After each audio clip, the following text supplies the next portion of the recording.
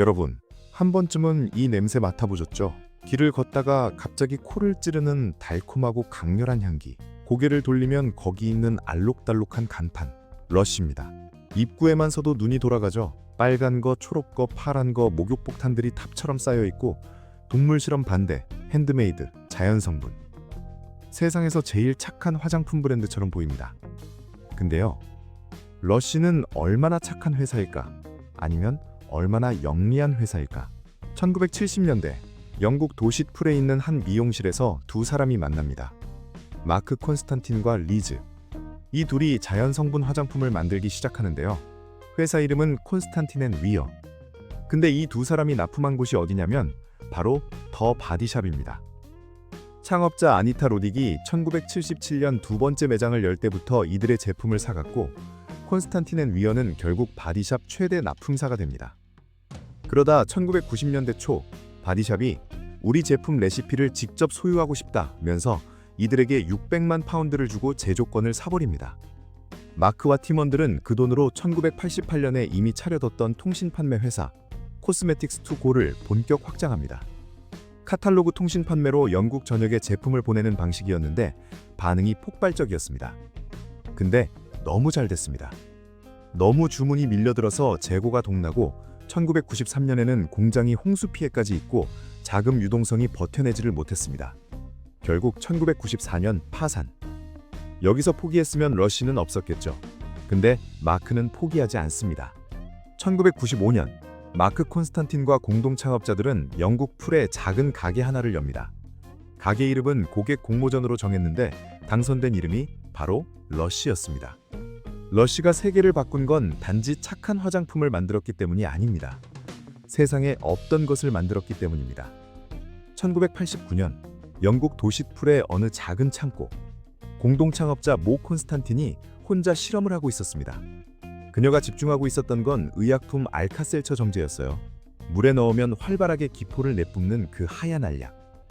베이킹소다와 구연산을 섞고 에센셜 오일을 더하고 꾹 눌러 굳혔습니다. 처음 만든 이름은 아쿠아 시즐러. 세계 최초의 베스밤이었습니다. 1990년 러쉬는 베스밤 상표권을 등록합니다. 하지만 여기서 러쉬가 한 가지 놀라운 결정을 내립니다.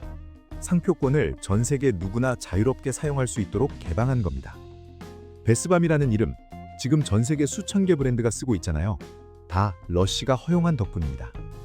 그리고 그 베스봄이 지금까지 전 세계에서 3억 5천만 개 이상 판매됐습니다. 지금도 1.5초에 한 개씩 팔리고 있습니다. 러쉬의 성장 스토리에서 가장 이상한 점이 뭔지 아세요? 광고를 안 했습니다. TV 광고도 신문 광고도 유명인 모델도 없습니다. 근데 매출은요? 1995년 영국 풀 한 개 매장에서 시작한 회사가 2017년 기준 연 매출 약 9억 9,500만 파운드를 찍었습니다.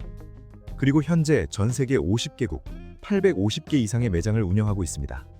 어떻게 광고 없이 이게 가능했을까요? 비밀은 세 가지입니다. 첫 번째는 후각 마케팅입니다. 러쉬 매장은 의도적으로 강한 향기를 밖으로 내보냅니다. 길을 걷던 사람들이 냄새에 이끌려 들어오도록요. 매장 자체가 광고판입니다. 두 번째는 고객이 스스로 만든 컨텐츠입니다. 물에 넣으면 색깔이 퍼지고 거품이 피어오르는 영상이 너무 예쁩니다. SNS에 올리지 않을 수가 없어요. 전 세계 소비자들이 알아서 해시태그 러쉬로 영상을 올렸습니다. 무료 광고를 수십억 뷰씩 만들어준 거예요. 세 번째는 매장 경험입니다. 러쉬 직원들은 제품 설명을 하는 것이 아니라 핸드 마사지를 해주고 성분을 설명해줍니다. 그냥 화장품 가게가 아니라 체험 공간입니다. 그 결과 소셜미디어 없이도 매출은 성장했습니다.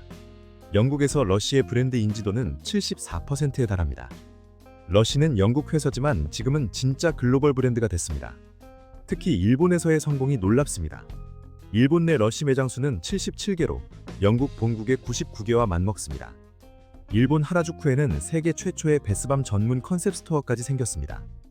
일본 소비자들이 러쉬의 감각적인 제품과 핸드메이드 철학에 완전히 빠져든 겁니다. 현재 제조시설은 영국, 캐나다, 일본, 오스트레일리아, 크로아티아, 독일 6개국에 있습니다. 핸드메이드를 고집하면서도 이 정도 규모를 만들어낸 건 분명한 성과입니다. 자, 이제 러쉬 하면 제일 먼저 떠오르는 거 바로 동물 실험 반대 캠페인이죠. 이건 진짜입니다. 러쉬는 1980년대부터 잔혹성 없는 제품 기준을 만든 국제단체 크루얼티 프리 인터내셔널과 협력해왔습니다. 완제품이라는 것은 물론이고 원재료를 납품하는 회사까지 동물 실험을 하면 거래를 끊습니다. 근데 문제는 여기서 시작됩니다. 2012년 러쉬는 런던 리전트 스트리트 매장 쇼윈도우에서 충격적인 퍼포먼스를 진행합니다. 퍼포먼스 아티스트 제클린 트레이지가 10시간 동안 동물 실험 장면을 재현하는 거예요. 다른 퍼포머가 흰 가운을 입고 그녀에게 성분을 주입하고 입을 강제로 벌리고 결박하는 장면을요. 공공장소에서 10시간 동안. 일부는 강렬하고 효과적인 메시지, 일부는 동물 권리를 위해 왜 하필 학대하는 장면을 연출했냐고 강하게 비판했습니다. 착한 메시지, 논란이 되는 방법. 이게 러쉬의 첫 번째 논란입니다. 러쉬의 슬로건은 프레쉬 핸드메이드 코스메틱스, 신선한 핸드메이드 화장품입니다.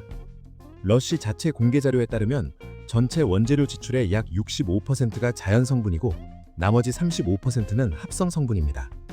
100% 자연은 아닙니다.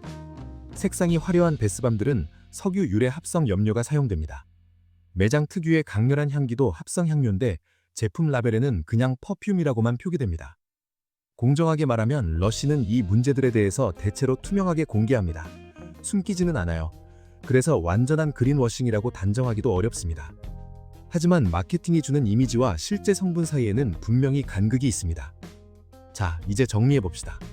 러쉬는 순수한 선의로 시작한 회사입니다. 세계 최초의 베스밤을 만들어냈고 광고 한 번 안 쓰고 50개국에 진출했습니다. 동물 실험 반대 원칙 하나는 수십 년을 흔들림 없이 지켰습니다. 그런데 회사가 커지면서 자본주의의 논리가 개입됩니다. 직원들의 노동권을 외면하면서 동물권을 외치는 것, 코로나 지원 받는 동안 임원 보너스를 챙기는 것, 자연 성분 이미지로 마케팅하면서 35%는 합성 성분을 쓰는 것. 이게 위선이냐고요?